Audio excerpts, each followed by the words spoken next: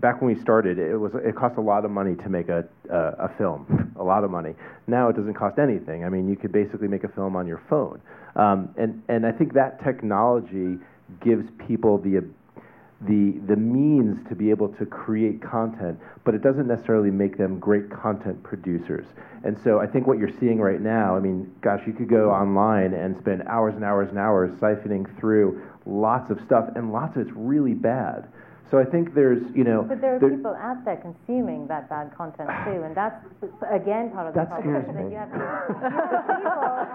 You have people out there who are just consuming hours of, because, on their smartphones, on their mobiles, and the quality is not an issue. They just want to consume. I mean, there are people, young kids who are insomniacs who just want to absorb what's going on. It's like sort of like they're surfing. They're surfing for the international kind of, sort of experience.